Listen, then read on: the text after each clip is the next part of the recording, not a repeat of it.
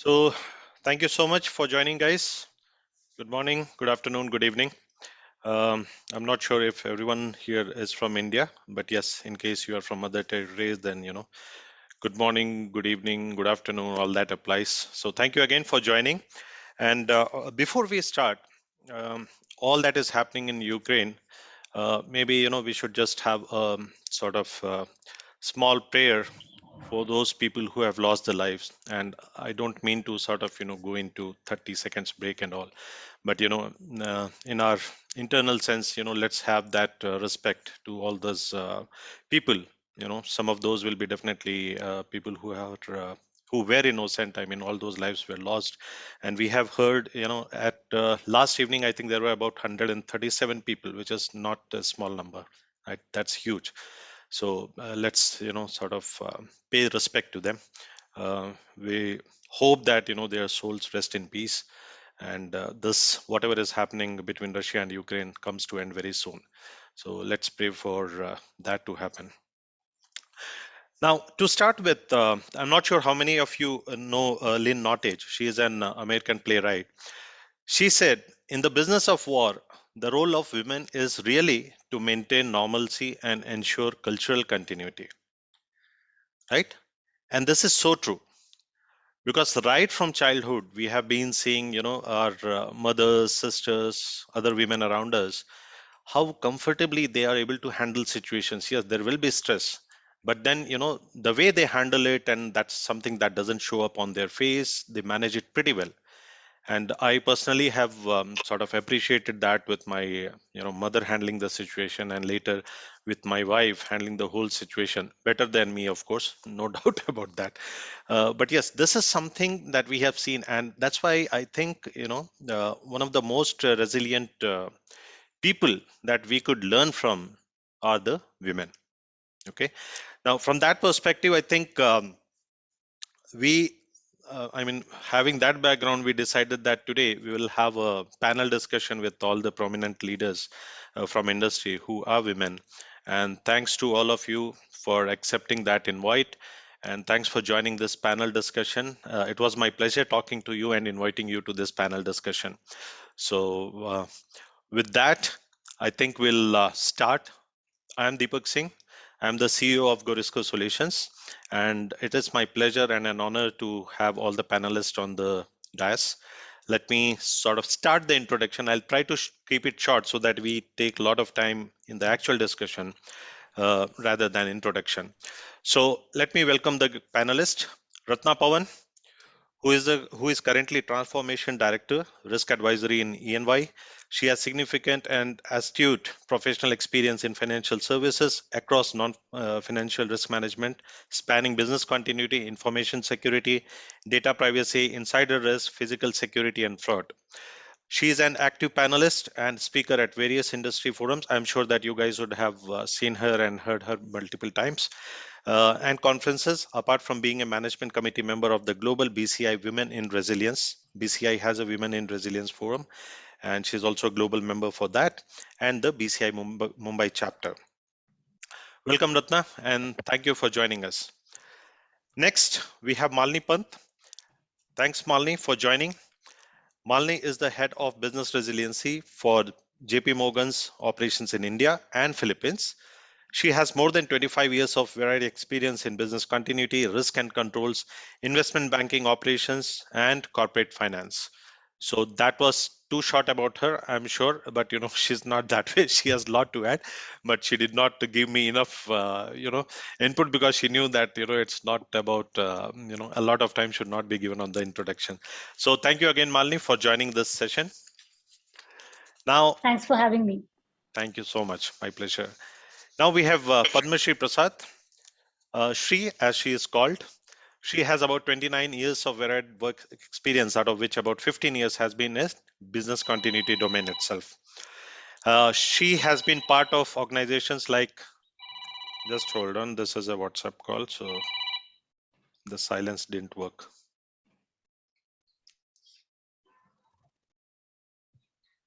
Okay, sorry for that. So Shri comes with about 15 years of experience only in BCM domain. She has been part of organizations like GlaxoSmithKline, Thomson Reuters, and VMware. She was responsible for handling business continuity on Thomson Reuters for Pan India and Resilience for APAC at VMware. She has worked as a BCM consultant as well, implementing end-to-end BCMS projects in some well-known organizations. Shri intends to spread awareness among BCMS, educating people to make resilience a way of life, right? And that's so true. That's what we are going to, sort of hear. Shri is currently working as the Vice President Resilience at Barclays, and she is responsible for facilitating exercises for businesses and their key dependencies. Welcome, Shri. Thanks for joining. Thank you, Deepak. Thank you. Now we have, is Aruna on the call? Aruna, could you join?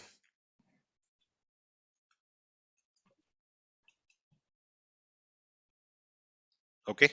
So Aruna, there was some emergency. So she said that she would try to join over the audio at least, but unfortunately, I think she couldn't make it. So we'll wait for her. We'll see if she could join during the course. But Aruna, just to give her introduction, she's the Associate Vice President, Head Diversity and Inclusion, Sustainability, Governance and Reporting at Infosys. She started her career as cost accountant and has also worked extensively in the area of sales and marketing, quality processes and systems, leadership development, and diversity consulting. She has about 32 plus years of experience and has traversed many fields, gaining a rich experience and perspective across organizations, people, and functions. A leader in executive council at Infosys Bangalore Development Center. She is also founder mentor of Green Connect. It's an Infosys environmental sustainable initiative. Uh, Now we have last not the least, Tanya Singhal. Tanya, she is a women leader with business continuity and program management skills. Both are there together.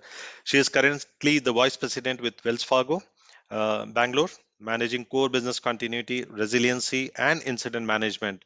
And it's about 32,000 plus workforce in India and Philippines. She has demonstrated leadership and decision-making skills in times of crisis and have delivered results under pressure. She believes in building trust and relationship. Thank you so much. Thanks, Tanya, for joining, and it's our pleasure to have you on the panel as well. Thank you, Deepak. Thank you. Okay, now the first question that I think you'd like to understand, and maybe Ratna and Malini, you can take it up. When we talk about VUCA, I'm not sure whether this is a concept or this is just a buzzword. Maybe that would be something that you'd like to understand from perspective of the people here. What do you talk about, or what do you think about VUCA? Is that just a concept? How do you correlate with the life? Okay, excellent first question to start with, Deepak, I would say. So let me start by saying that the first time when I heard about terms like VUCA, and by the way, there are other terms like tuna, there's a term like Bani. So like Yeah. VUCA translates to volatility, uncertainty, complexity, and ambiguity. And just for the benefit of everybody else listening in, just to confuse you further, tuna is actually turbulent, uncertain, novel, and ambiguous. So very similar to VUCA. And Bani is brittle, anxious, non-linear, and incomprehensible. Okay, it's amazing. I remember that. Okay, so the genesis of the word VUCA was actually, it was first coined by the US Army War College and was initially meant to help the students of the college, especially the very senior military officers, identify and categorize the upheaval they would face in the real world once they stepped out and started taking up leadership positions. However, over the years, that particular term kind of connected with the corporate world as well, and now it's being increasingly adopted in sectors, and we all understand the VUCA world today.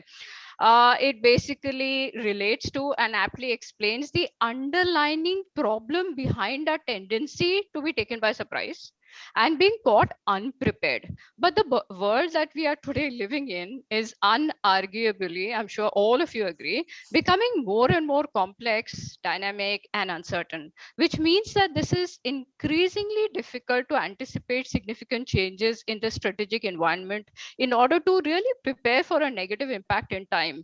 Uh, you started off by talking about the Russia-Ukraine crisis right now. We were seeing it develop over the past few days, weeks, really, but nobody really was sure whether Russia would really invade, right? So in that sense, it took everybody by surprise, and that is the element that we have to get used to in the world today. So a very long answer, but I think VUCA is a concept here to stay with us. Thank you so much, Ratna. Yes, Malini? Thanks, Ratna. And yeah, so just extending that, right? I think Ratna explained the definition very well. And like she rightly said, it's not a new term. It's been around since 1987, Ratna, if I'm not mistaken. That's when it was coined. It's just come to the consciousness of the corporate world probably maybe for the last 20 years or so. And what I want to say is that it was there in existence much before it became fashionable to use the word, right?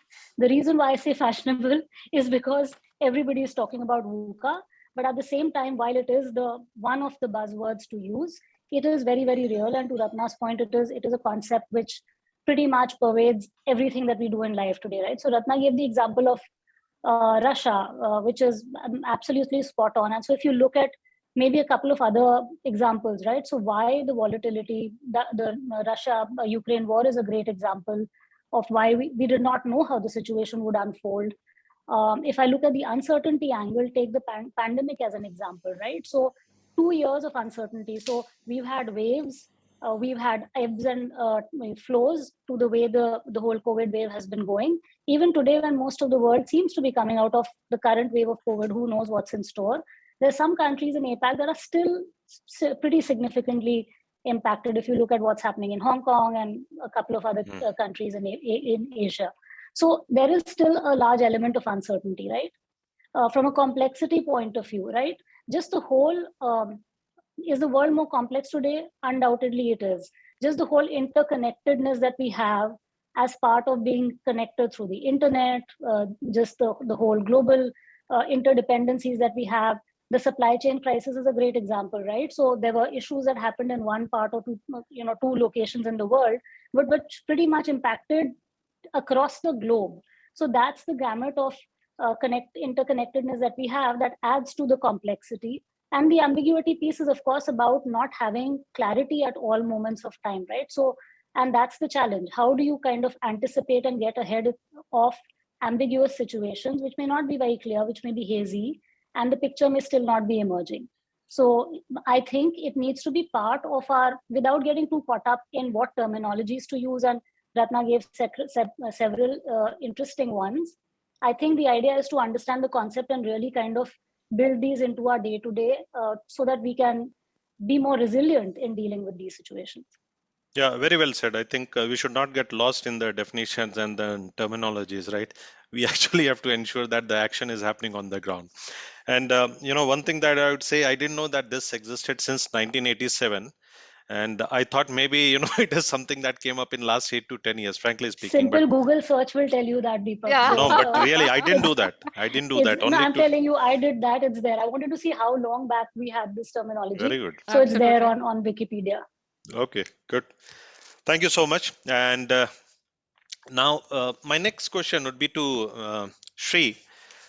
Shri, how do you think the personal and organizational resilience, or if you talk life continuity versus business continuity, do you think that they are connected, and how do you connect them? Yeah, so definitely I feel there isn't much difference between life continuity and business continuity.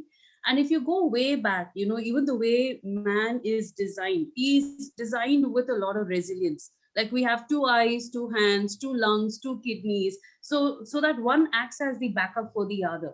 So we are designed, the way we are made itself is with a lot of resilience in us.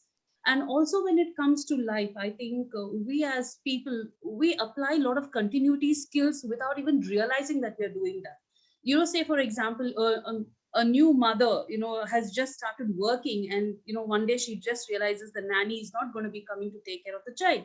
Now she has an option to either leave the child with a neighbor or with somebody else and then get back to work, or speak to office and stay back at home. So within that little span of time, we are always juggling in our heads as to what to do if this happened. While we kind of apply these kind of applications or solutions to life, somewhere we don't take it beyond our life, because we think for business it is something else. But I feel it's all about your mindset, it's all about your culture and how you go about handling things in life or in business. So the concept remains the same. What is it that we need to do? We need to anticipate what if this happens, because most of the times we always say that this cannot happen, but I think we should change our mindset to saying that this too can happen. Whether it happens or not, there should always be a sense of preparedness within us, so that whether it is life or business, we keep applying these, solutions and be prepared for a worst case scenario. And if you go back, way back to school as well, there were so many proverbs that we learned. A stitch in time saves nine, an apple a day keeps the doctor away, right? Don't keep all the eggs in one basket. So all this kind of relates to continuity or resilience. We don't want all the employees working out of one office. We want to spread them across, so that if one office is down, the other one can pick up, right? And a stitch in time. So while you foresee, act before, be proactive rather than being reactive, or after the situation has occurred. An apple a day keeps the doctor away. So identify your risks, come up with a good plan, ensure that you keep your disaster at bay. Like Ratna said, we cannot be prepared for everything, but at least we can be prepared for some things. Or I'm sure our brain is so well done that you can think beyond what we can actually think. But then we confine it, and we keep it so minimal that we do not want to see beyond what we can see.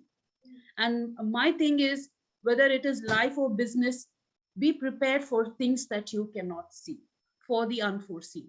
So that would be my principle: change our mindsets and then be prepared for whatever. And I am sure whether it is life or business, we can still do wonders to ensure continuity. Thanks, Sri. I think you said very well, because most of the times we ourselves start limiting, because we think that maybe this is not something that I could do, or not possible. Uh, but yes, as you said, eyes and ears. Yes, very good example that we already have those two of them. And I was thinking once that, I mean, if we do not breathe for a couple of seconds, we are not going to be there, right? So that's something that I think that if your nose is sort of not working, then maybe you have a mouth. Just open your mouth and have that oxygen inside. So that's good. But unfortunately, if you talk about heart, we do not have two hearts, Yeah. right? So Yes. if I correlate with what do you say, example of organizations, I would say that for everything you may not have backup. Yeah, definitely. Absolutely, Yeah, right? definitely. So But that's, yeah. exactly, just hold on, let me mute this. Just give me. Sorry, yeah. So for everything, it might not be possible for organizations also to have backup. But then what is important is try to make that as strong as possible, so that the failure chances are very less, right? Absolutely. So Yeah. very well said, Shri. And Appreciate that thought. presence of mind is very important. Preparedness is very important. Right. Yes, I think, we can't be prepared, but still, if you are in a state of preparedness, whatever comes, you still know what you can do. Maybe it can go wrong, but still you're working towards it. absolutely. Agree. Absolutely. Thank you. Thank you. Uh, Deepak, there's just one thing I wanted to just say before we proceed with the session, yes, and yes, please. maybe we should have done it at the start, but and I'm taking the liberty of saying this on behalf of my co-panelists, that the views that we're representing here are our personal views. They do not represent the views of the organizations Absolutely. we work with. So I just wanted to make sure that we kind of just stated that. Absolutely. Thanks, Malini. Ditto. Thanks, Thank you Malini. for sharing that. And sorry that I forgot to tell this in the No, no beginning, problem at all. right? And yes, so whoever is attending, please remember that these are women leaders from different organizations, but today they are participating in their personal capacity, not as a spokesperson for their organizations, right? So this is something that they want to share based on their experience and personal life as well. So thank you, Malini, for putting that. Uh, Next question to Tanya. When we talk about personal resilience, what exactly are we talking about? What is personal resilience? How do you explain that?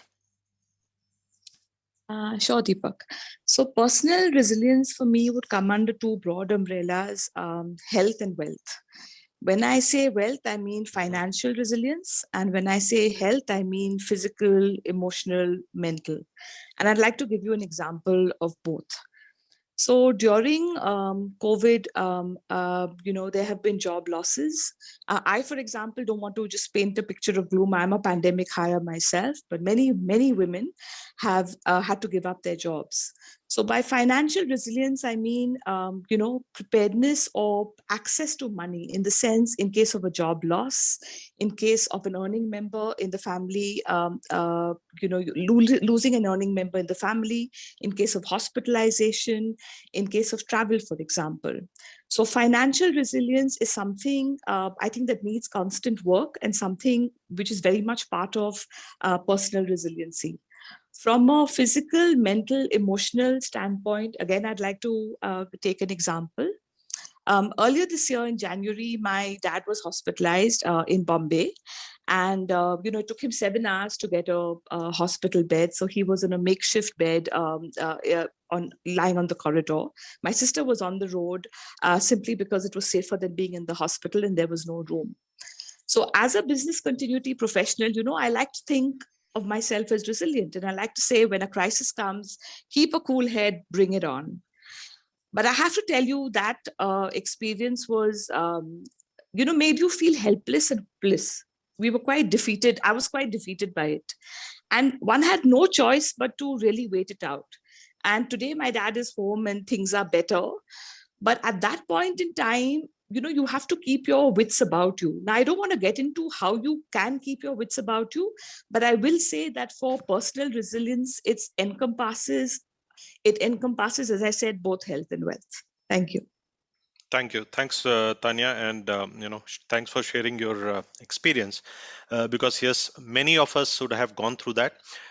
Fortunately, the wave one which came was not that severe, but wave two actually was pretty severe. And not only that, even at Gorisco, we had a couple of our colleagues who were, suffering from COVID at that point of time. But thank God, nothing went bad. They are back. But thanks for sharing that. Malini, how would you put this across? What do you exactly mean by personal resilience? Yeah, so a lot of what Tanya said, right, that resonated. A few things that I would probably add to that. To me, if I have to come up with like a one statement to define personal resilience, it's really the ability to withstand and bounce back from a adverse situation. Right now, I know that we generally use that in terms of organizations, etc., but it's the same thing that applies to us in our personal capacity as well. And look, at different points in time, life does not go in straight or any one directional patterns, right? There will be peaks and troughs, and sometimes those lows could be fairly low. And there've been so many stories of personal loss during the pandemic, and it kind of makes you sit back and think, right? So the way I like to think about it is that what can you do to enhance personal resilience, right? And what are some of the tools? Because we will come up with challenges, and we spoke about VUCA. That's the reality that we are living in. So one is, again, to the point that Tanya made, very important to keep checking in with yourself with regards to mental health, right? So how are you doing? How are you handling the stresses and pressures of your day-to-day life, whether it's personal, family, I think, Go ahead, yeah, please. there's I have some muted. background. Yeah. Yeah, thank you. So whether it's personal, professional, family, whatever, right? So keep checking in with yourself, because it's important. Sometimes when we are in the flow of things, we kind of numb things out. But it's important to be in touch with your feelings and figure out how you're feeling, right? Because that's then a way of dealing with the situation. Asking for help. I think a lot of times, and especially women, right, suffer from this a lot. Women feel that it's their job to take care of everything and everyone, right? And we understand where that's coming from. But at the same time, I don't think there's any shame in asking for help when you need help. So doing that from time to time, if you need it, is important. Taking breaks, right? You need to kind of, if you're going to burn yourself out if you are not going to take breaks, especially when you're going full steam ahead. Then having a support system, and I think that relates back to the asking for help piece. If you build a strong network of family and friends, and you have somebody to rely upon, I think that adds to the resilience factor. To me personally, I think there's another very important factor: having a hobby or a practice to turn to, right? So these are things that kind of just make you more resilient in terms of whether it could be a meditation practice, it could be music, it could be reading, it could be gardening, and then even having a gratitude practice, right? So while things may be bleak and may not be going too well, you can always find something to be grateful for. So I think these are small tools, I think, which you can say we can add to our arsenal to kind of help you deal with adversity. Adversity will be there, but how do you really deal with it? To me, that's what personal resilience is about. Great insights, Malini. I think especially when you talked about the strong network of family and friends, right? And that's so important because I think most of the time we think that okay, we are self-sufficient, self-capable, but when the situations like these come, that's when we realize that okay, it's not that. I mean, we are a social being, and we need to be surrounded with our families, friends, and all. So well said. Um, Thank you. Coming to the next question that I have, and maybe since this is more related to the practical experience, maybe I'd request each one of you to talk about what you have felt about this. We agree that as resilience, women, they already have that inbuilt, right? Women are built with resilience. That's my strong feeling. But last 2 years, when we have gone through all these situations, it's really challenging, right? Everyone has seen something or the other, which has I'm sure because she is there, and then she has seen a couple of things. My colleague Suhas, she has gone through some of the challenges, and I'm not sure how many of you know, but unfortunately, we actually lost one of our very dear member of BCI Bangalore chapter. I mean, to COVID. So that was again something which was not at all acceptable to us, because we thought that he was very young, very energetic, very charming person, very what do you say, friendly person, and having someone like that. I mean, it was a disaster, and I would say, we were shocked by that news when we came to know about that. But for you, what were some of those major challenges that you have faced during these 2 years, and how did you handle that situation? Or, even if you want to share some learnings also, right? So maybe Ratna, you want to start with?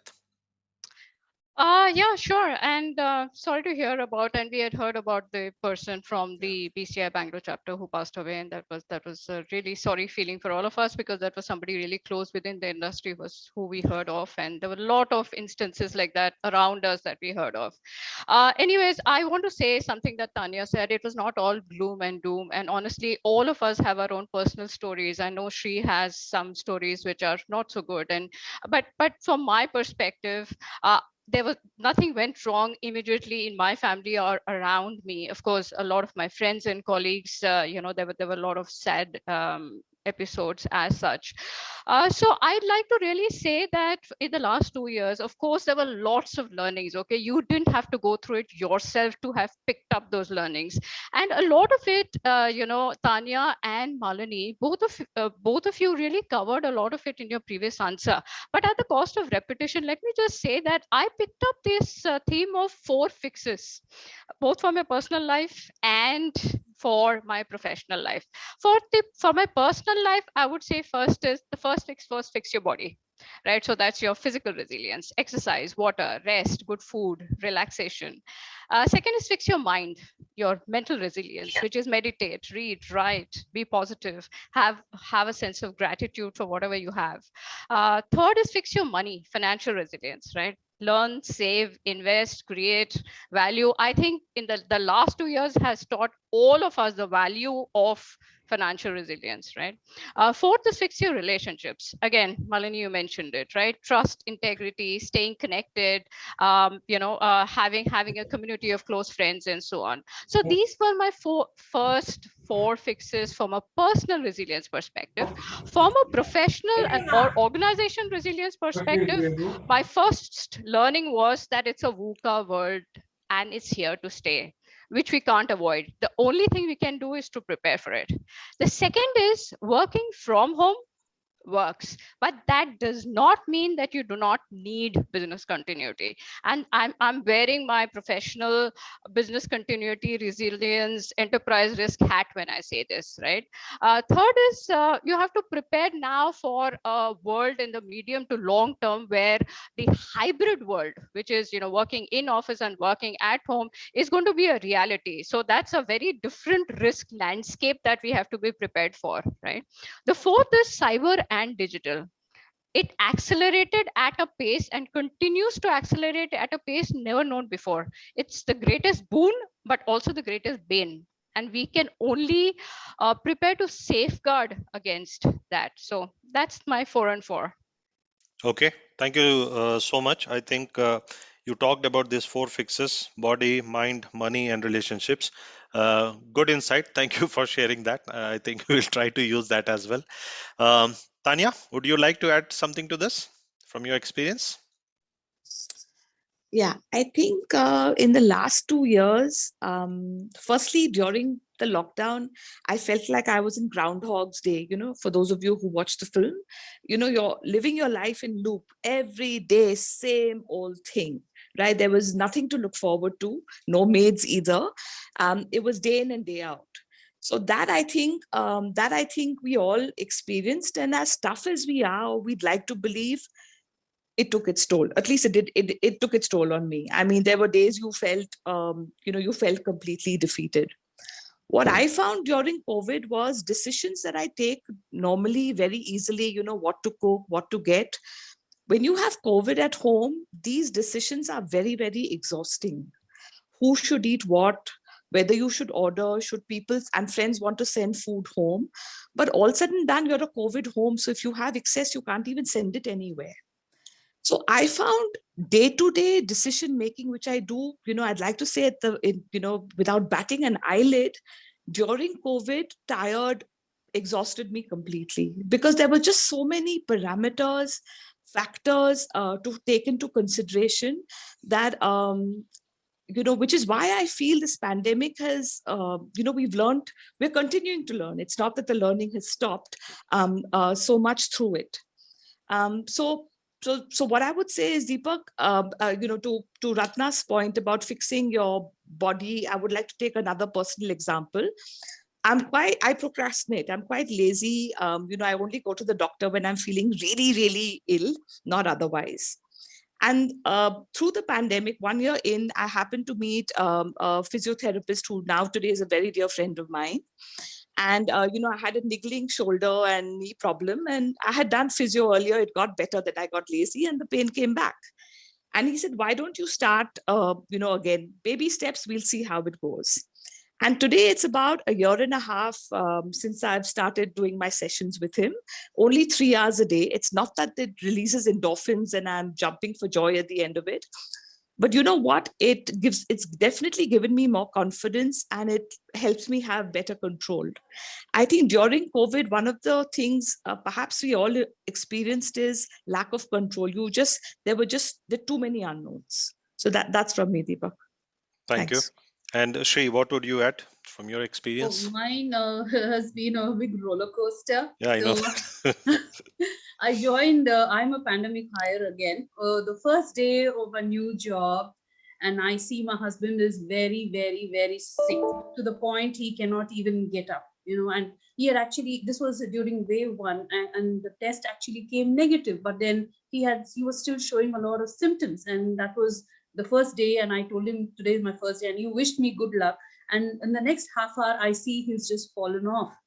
And it's my first call, my first day in the new job, and here I see my husband fallen off, right? And I do not know what to do, and I do not know how the new organization is, how the people are, and I'm so confused whether I should attend to my husband or just take the call and then run back to him. I was in a very confused state for the first few minutes, but then I still went on to the call. I had a video call. I was all smiling. I never told the office that this was happening, because I didn't know how it was to tell in the first call itself all this was happening. And meanwhile, I was actually texting my brother saying that, he's really bad and I want you to come and take him to the hospital. So I was doing two things. I was trying to handle the situation at home while still holding my smile on the face and talking to my new manager. And no one in the office ever knew what was happening. And Is I your was, is your manager on this call? no, she is not, but she's She's a lovely okay. lady. Yes. Now Um, she will understand, what no, was your situation that point of no, time. no. That evening, I told her I need to go to the hospital, and then she said why, and I told all this happened, and then she said just shut your system, go take care of things, and then get back to work. So that was my situation. For a few seconds, I had just gone blank. I didn't know what to do, but then I started doing things. I started messaging and handling the situation at home through my brother, and at the same time I was talking to my new manager and sharing all that I would want to do, and so many things that you do on a first day. So that was a very scary situation. And after that, my husband gets into the hospital. He's there for 12 days. Got very bad. Yeah, he developed pneumonia overnight. Things were very bad. But then one thing that I learned very, very well in my personal life is to either terminate the risk, see what best I can do to handle the situation, transfer, that is, seek help. I shamelessly sought help from people. People sent food, I said send. People said we will do this, I said do, because I needed help and I couldn't manage. And we were primary contacts ourselves. And the first wave, nobody knew anything about COVID. So my daughter had to isolate, I had to isolate, and we have 3 pets. And then we were like, how do we manage them, because they don't know what COVID is. So so I did seek help. In terms of food was coming, people were helping in buying medicines for us. So everything was left at the doorstep, and I handled that. Third one I learned was to accept the risk. There is only certain thing that I can do. There is only to a certain point that I can handle. After that, I just have to accept. There is nothing that I can do. And it came to a point wherein the doctor called me and told that we just give 3 days to your husband. We do not know which way the treatment will go. And I didn't know what to do. I mean, like, I couldn't tell this to my parents or my in-laws or to my daughter. I just heard the news. I just kept it within me. I would just run inside, cry, come out, but never told anybody what the doctor said. And 3 days went, and thank God he started responding to the treatment, and then he came back home safe. He came home the day he got discharged. I went to pick him up from the hospital. I fell into a broken pavement and I fractured my leg. So I had to drive him back with my broken leg, which was swollen up, and I couldn't even sense that my leg was there, and it was my right leg. So so things have happened, but then I still managed. I took care of him. Of course, you keep ourselves at the back seat. My daughter did a wonderful job. She proved that she could pitch in and step into the situation. She handled the situation for us. I with a broken leg, he with COVID, and yeah. But then we learn. Life teaches a lot, and I think these teachings can be very well applied even to business as well.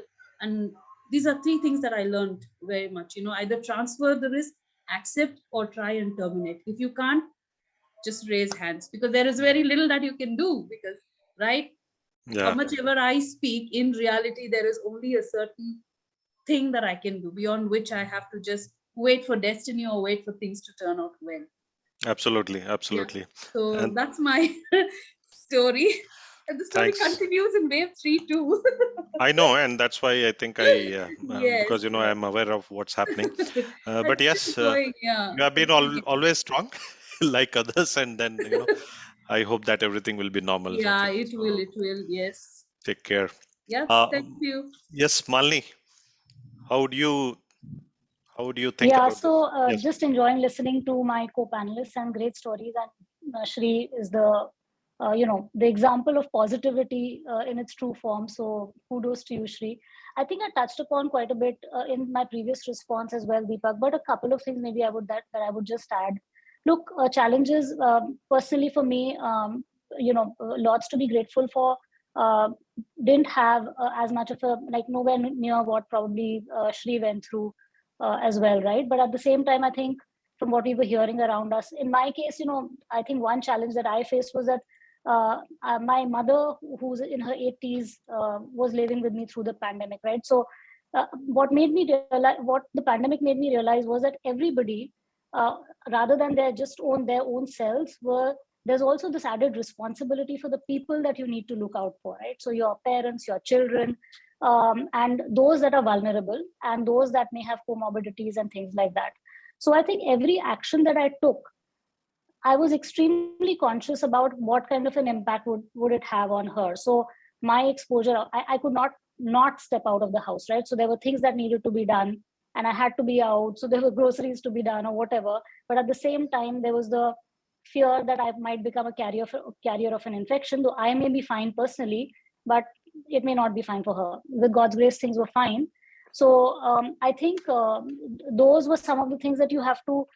The other thing, right, in my mind, what's also very important, while we know that a lot of people went through a lot of suffering, there's also this whole fear and anxiety that everybody was dealing with, right? So more than it actually happening to you, it was the fear of what could happen. And I think that was a big, and that's the reason why we saw a lot of mental health issues, people dealing with, partly because of things that were happening and partly because of the fear of things. And you have to constantly remind yourself, there is this, some wise person said this, that the, you suffer more in imagination than you do in reality. So a lot of times something may not have actually transpired, but you already, the anxiety is so high that you're already suffering. So there's no point in suffering doubly. You are going to suffer when something comes to pass, right? So while I know it's very difficult to think like that all the time, but I think these are constant reminders that you need to give yourself, that one, yes, you've got to be strong enough to deal with the situation as it's happening, but also not to get so bogged down before something has even transpired that your whole life is taken over by fear. So I think those were some of the things that probably this whole experience taught me over the last couple of years. Well said, Malini. Thanks for sharing that. Tanya, you have some point? Yeah, I just wanted to say, and I did this, but people's negativity can really bring you down. So in these 2 years, I have stayed away from people who would exhaust me.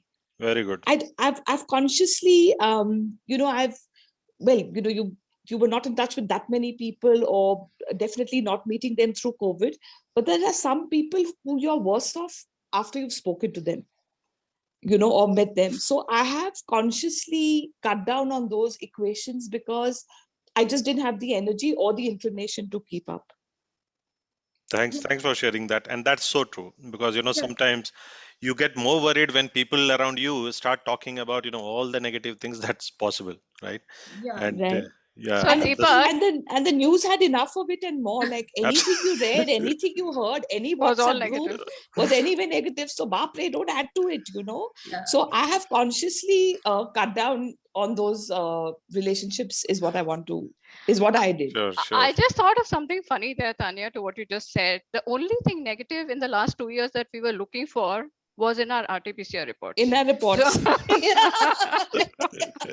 Very well said. Yeah. It really happened to me. So when my husband was hospitalized for COVID, one of her friends called, and she asked how he was and asked which hospital he was in. So I mentioned the name of the hospital, and it was very close. She immediately said, "Why did you put him there? People don't come back alive." And I was like, oh my God, and you are supposed to give me all the positive and make me feel Support, comfortable, exactly. and you are telling me this. And then I had a word with the doctor, and the doctor said COVID is new, and anywhere in the world you go, the treatment is going to be same, because no one knows what COVID is. And then I realized, whether he is in this hospital or another, all I need to do is pray for his coming back safe, and that I have to anyway do, whether it's the best or the worst. So I decided to keep him there wherever he was, and he came back home. Like, people are there who can just bring you down in no time. True. And like Ratna was saying, I think initially people used to say, be positive. But after this COVID, people have stopped saying that. They do not use that saying, be positive. So that's one change that I have seen, frankly speaking. I've seen people have not much used that thing right now. One thing that I think, like Malini was also talking about, she had also mentioned us about trying to accept the risk. And during these 2 years, I think one thing that has come into play is taking the calculated risk, right? You were saying that even though I know that I have a risk of, being infected myself, I still take that risk, because I think, better than not. Sometime earlier in 2020, in the initial time frames, we have seen that total lockdown was there. But then now, even though we know that infections are increasing, that's not being done, because there is something, I mean, there is a way to handle the situation, and people are more ready to take risk now, rather than all these institutions which used to say no, work from home is not possible, my business cannot work like that, and all those things, all those have gone for toss. Everything is possible, but yes, there is a risk. Okay, take care of those risks, handle that risk, assess that risk, and then either you build the control or just wait, everything comes back, then you will be called back to office and work accordingly. Good, so thanks for sharing that. Now my next question, and people on the call, we would be opening up for questions in another 3 or 4 minutes, so be prepared for that. If you have any questions, please open up, you can unmute and you can ask the question. So last question that I have right now, to Ratna and Tanya, maybe if you can take it up. Um, I have recently seen a couple of people asking me that now, because we can work from home, I don't think business continuity is required. So what will happen to business continuity professionals? And these are real questions that I am talking about, right? People have asked me. And then I had to give all that explanation, but wanted to understand for the benefit of all people who are listening to us right now. Can we really say that because we are working from home, business continuity is taken care of? I mean, that's it. Okay. Um, and if to add that question further, if I ask you, how do you see the future of business continuity and the professionals who are related to this? Maybe So, Ratna, you can start with. yeah. Yeah. Okay. So, Deepak, nothing can be further from the truth than the statement that you just made, as in, I am working from home. And you are right, Deepak. A lot of organizations. So let me take a step back here. So 2020 March, when the lockdown started, all organizations that could work from home immediately worked from home, and that transition was very swift. It worked really well. Okay, so kudos to all the organizations who managed to do it. And we are seeing it's 2 years down the line, there is no issues with productivity. Everybody seems to be happy working from home. There are other issues, but I'll get to that. But having said that, to think that because I'm working from home, and a lot of organizations do believe that I am now safe, I now do not need any other form of business continuity, is just so far away from the truth. In the last 2 years, I think the word resilience itself has got a brand new definition, right? Unprecedented is now the new buzzword. VUCA is now the new buzzword. We do not know what risk we are going to be facing. And there used to be a time when we used to do scenario planning exercises in our respective organizations, and there would be a worst case scenario that we would shun, or business teams would shun, saying something like that cannot happen. You cannot have a pandemic and a typhoon and an IT or a cyber issue simultaneously playing out. But that's exactly what's happening in the world today, right? We did face this in India in 2020 itself, where we had typhoons come up in two different corners of India, and we had the whole set of people working from home who could not even connect. Firstly, they had to go through an issue where they were facing a typhoon, so from a personal perspective of being able to even log in from home. And secondly, your network connectivity, your electricity, your power supply, everything went for a toss. All right, so the worst case scenarios that we practiced for earlier are now child's play. The milestone for worst case has now moved ahead by several yards. Yeah. My message to organizations is that you only have to prepare even more, and that's what the regulators, so financial services regulators, are getting more stringent on how an organization needs to view their resilience, and they are only upping the ante on how they need to be prepared. As far as my message to business continuity professionals grow, I think this is the best time. Really, the last 2 years has proven to management teams across industries that business continuity and resilience is here to stay. Resilience professionals have got seats on tables they never had earlier. So this is the best time to be in the profession. This job or this risk is not going away. Therefore, this job is not going away. In fact, you're only going to do well here. So Absolutely, that's very my good. piece. Deepak. Thank you so much for sharing. And I think that was about 2 weeks back. One of the very large logistics company of India, they actually reached out to us and then said that, government is asking us to do business continuity, and that was a surprise to me.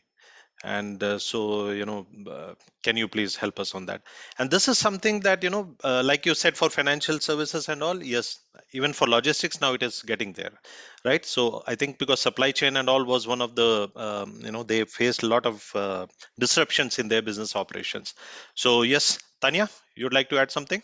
Yeah, I just to echo more of what Ratna says, I don't think we have the luxury of managing one incident at a time. I mean, look at where we are today. We've got geopolitical, COVID unfortunately has become BAU. We've got climate change, whether you have wildfires, flash floods, you have cybersecurity, technology, infrastructure, power, you name it. Right, so you don't have you can't say I'm working on an incident. If you say that, you're very lucky, because it's going to be a combination, and we're seeing it even today, right? So I think in terms of preparedness, we have so much more to do. I don't think business continuity professionals have we have to gear up and prepare for far more than we were used to perhaps earlier. And the only thing from an organizational perspective that I think, Deepak, what work from home and work from anywhere has changed is organizations that invested in a recovery site, an alternate recovery site, what we called war site, work area recovery. For companies that invested in that, now with the whole globe working from home and anywhere, perhaps those decisions might be revisited, saying, tie up with a third party vendor. But in terms of the actual practice, I think it's grown exponentially, and it'll continue to do so. So I don't think there's any risk to that. In fact, there's more to do. The only aspect would be the alternate site. Something that I can be agree. relooked at. I agree. Thanks for sharing that. Yes, Shri, you have raised your Yeah, hand. I think most of the organizations that I've seen, or kind of, or people that I've met, they are mostly like the frog in the well. Okay, so they remain in the well and say everything all is well, but they don't want to see beyond what they can see. I think it's time for them to jump out of the well and conduct exercises in the real sense, not for the purpose of putting a tick in the box for the purpose of audit, but to genuinely show that yes, the organization and my employees, because most of the time resilience is confined to a certain section of employees. It's not that every employee. Organizations have to realize that every employee has to be resilient, and only then will an organization be resilient. So that a level of education and awareness has to be provided to employees and staff, because every employee represents the organization. So if it is not at the same level, then there is definitely going to be an impact when a situation strikes. So organizations have to step out of the well, look beyond what they can see, and conduct tests, not for the sake of audit, but genuinely to face and respond to a situation rather than reacting. Yes, we can't be Absolutely. prepared for everything, but then we can still be prepared for many things. And awareness and training is key. Thank you. Thanks so much, Shri, for sharing that insight. I would open up for questions. Any questions from the audience? You can unmute and then go ahead with your question. Okay. Daman, you want to unmute and go ahead? Or you want me to read? Actually, I have a wedding in the neighborhood, so there's a lot of halla gulla around. So Okay. I'll request Sure. if you can read, please. I will read. Okay, so he says, first question with due respect to women. My research over 100 surveys, 2000 participants and all across countries says women are more looking forward to going back to office than men. Okay, that's first one. And people in Mumbai are more looking forward to going back to office than those in NCR. What are your views in this respect to resilience? So Anyone? let me take a Yeah. stab at that to start with, Daman. I am not sure of women wanting to go back to office, and maybe there are these two lots of women, one who want to go back to office to get rid of their family responsibilities and focus on work. But there is the other lot where they are kind of managing their life, both professional and personal, by working from home. And if they find this arrangement really, good. So I think that's the lot that really doesn't want to go back to office. People in Mumbai are more looking forward to going back to office than those in NCR. Is surprising. I really don't know what to say to that, because I would think that people in Mumbai would not really, considering the travel time. In fact, I would think that we would spend about 2 to 3 hours going to office. So I would think the other way around. Really, people in Mumbai should not be wanting to go back to office. Okay. I have a slightly different anecdotal view on that. So on the first one, and again on both these, right? So these are just personal stories that I've heard. So no data really as such, but to support your view that yes, I've heard a lot of women friends say that they're actually looking forward to go back to the office. And I don't know, could be, look, we know that the stresses of the pandemic have been, I'm not making light of the fact that men have not gone through stresses, but the pandemic has been tough on women with additional responsibilities at home and work. Yeah. And, so I'm not saying that they want lesser responsibility, but yes, I think they think of it as a welcome break. So when we were talking about the whole thing around change, break, etc., I think that's where they're coming from. But I have heard that. About the Mumbai NCR one, I don't know if I can really compare it with MCR, but I am seeing a trend of people in Mumbai being more forthcoming about going into office. And I can say that because we've started in a small way, and I think we're doing well. And generally, there seems to be this time around, after Omicron has subsided, there seems to be a different energy in the air. And I'm seeing more people out. The traffic is back chock-a-block. Not that Mumbai ever has a dearth of traffic, but we are seeing more people back in the office. We are seeing that not just in our organization, but I see others around me. Everybody has started going in pretty much, except for the pure technology related jobs, right? So I know that most of the technologists are still by and large working from home, but in the financial services sector, I think everybody is back at least 2 to 3 times a week. And Mumbai is definitely looking up. And possibly it's also because when you look at the whole trajectory of the pandemic, Mumbai peaked earlier, and then, the cases came down earlier. So it is a little ahead probably today of maybe some other parts of the country. So I kind of agree with some of what he said. And Daman, to your point, you mentioned about smaller houses in Mumbai, which could be one of the reasons. Okay. Thank you so much, Malini and Ratna, for sharing your views. Any other questions from the audience? Soba, you have any question? I see your comment on that thing. I think it is also more senior level and medium level would be okay with working from sorry, home. I don't have a question, but I just see, like, by going to office for the last 20 years and you move to a senior role, and you kind of have been there, done that, how the whole system works, and you're more resilient than the ones who are just starting, even in terms of a career or a family and things like that. I think they just want to get out of the situation, have more shoulders to cry on, more interaction, in terms of what kinds of support systems, the connections you've already built, right? At 50, I have all the connections. I know what to do. I know where to reach out for. But at 25, you don't know. So I think they want to, really feel the need to get out, and you can't blame them for it. So True. I hear them. Yeah. No, thanks for sharing that, Soba, because I think work from home is a flexibility. If we use as a flexibility, I think it's good. But if we make it like a mandate, then that social interactions are definitely lost. So that would be something that because would not be. For me, like, this work from home has been like for 8 years now. Yeah. So I'm kind of in a place where I figured out the systems. I know how to go about it and things like that. But I see the struggle of the others. Yeah. Sure.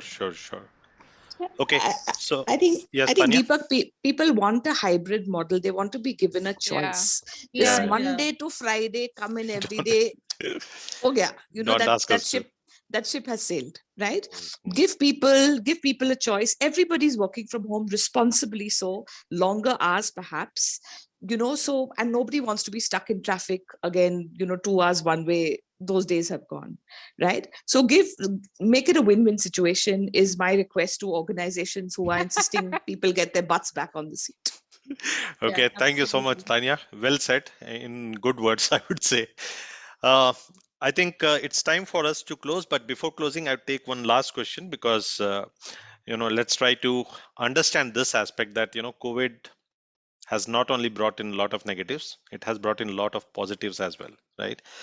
So, Shri, if I can ask you to end the session, what are the advantages that you think that COVID situation has brought to us, or to the world, or to the organizations and professionals? Yes. So with COVID, there were many things that we lost. Like we lost our routine, we lost, discipline. There were time for everything that we woke up at this time, we had breakfast at this time, we went to work at this time. All that got jinxed, in the first lockdown. People were so confused, we didn't know what was happening. And very slowly, we kind of started realizing that there was just no timetable and there was no routine for some time, till people actually woke up and said that it was taking a toll on mental health, on physical health, and people wanted to get back to their routine. That's what happened. But the good side is, from the organization perspective, organizations thought that employees could never work from home because there was always a trust issue.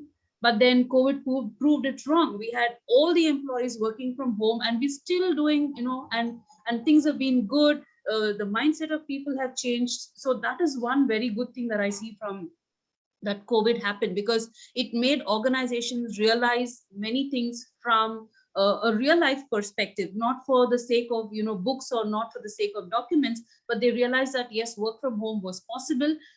Taking calls, virtual calls were possible. You need not have to have face to face calls, but then you could sit anywhere in the world and still be connected. And there was no impact on work, there was no impact on productivity. Of course, yes, people had to work long hours, but that assurance for the organization is always there, that people are responsible, people can work from home, people can work from anywhere and still meet their targets, and whatever they were asked to do. So that kind of responsibility and change in mindset is, I see, is a very big advantage from an organization perspective. From a personal perspective, yes, families kind of got together, but eventually, to be frank, it became an overdose in phase two, because we were seeing too much of each other, so there was no me space or me time. But then yes, we got to know the family members well. Maybe we got to know them too very well. Now it's time to right, to get some me space, and maybe a hybrid kind of work will help, because I've never washed that many vessels in my life. Okay. Yeah, so I think hybrid work will help, because you're working from home, you're working for home, you're working for everybody, right? So that demarcation is not there. But when you go to office, you're still working for home and for office. But then there is some kind of, yeah, I work this many hours for office, this many hours for home. Here it seems a kind of muddled up.